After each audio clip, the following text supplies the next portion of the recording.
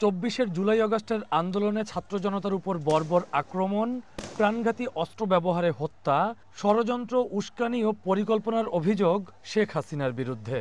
আর মানবতাবিরোধী অপরাধের এসব অভিযোগে আন্তর্জাতিক অপরাধ ট্রাইব্যুনালে বিচার শুরু হয় সাবেক এই প্রধানমন্ত্রী সহ ৩ জনের।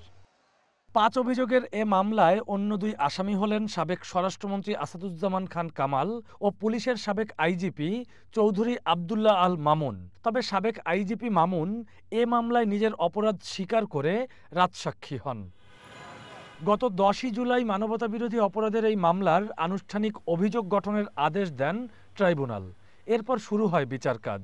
সেখানে উপস্থাপন করা হয়েছে আন্দোলন দমাতে মারণাস্ত্র ব্যবহারে শেখ হাসিনার অডিও কলের নির্দেশনা থেকে শুরু করে অন্যান্য গুরুত্বপূর্ণ নথি। এছাড়াও সাক্ষী দিয়েছেন বৈষম্য বিরোধী ছাত্র আন্দোলনের নেতাসহ অভ্যুত্থানে আহতরা।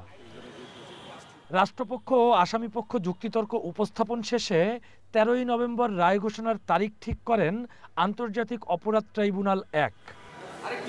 রায়ের তারিখ ঘোষণার আগে বুধবার দুপুরে প্রসিকিউটর মিজানুল ইসলাম শেখ হাসিনার সর্বোচ্চ সাজা চান।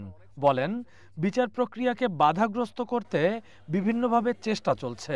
আমি নিঃসন্দেহে বলতে পারি যে স্বচ্ছ এবং স্বাভাবিক প্রক্রিয়ায় বিচার অনুষ্ঠিত হচ্ছে। এটা একটা প্রোপাগান্ডার অংশ হিসাবে, সরকারের বিরুদ্ধে প্রোপাগান্ডার অংশ হিসাবে তারা এটা পরিচালনা। আমি থ্রেট টু জাস্টিস মনে করি না, তবে তারা এই বিচারকে বাধাগ্রস্ত করার জন্য এটা করছে, এটুকু বলতে পারি। রায়ের দিন নির্ধারণ করার এখতিয়ার পুরোপুরি অনারেবল ট্রাইব্যুনালের। তবে আমরা বিশ্বাস করি যে আগামীকাল রায়ের ডেট আমরা পাব। অনারেবল অ্যাটর্নি জেনারেল, আমাদের লার্নেড চিফ প্রসিকিউটর এবং আমি এবং আমাদের আরেকজন প্রসিকিউটর যারা আর্গুমেন্ট করেছি, সকলেই সর্বোচ্চ শাস্তি দাবি করেছে।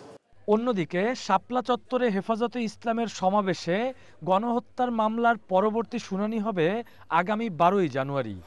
একই দিনে চট্টগ্রামের ছাত্রদল নেতা ওয়াসিম সহ ১১ জন হত্যা মামলার তদন্ত প্রতিবেদন জমা দেওয়ার নির্দেশ দিয়েছে tribunal. Rakibul Rahat, one news, Dhaka.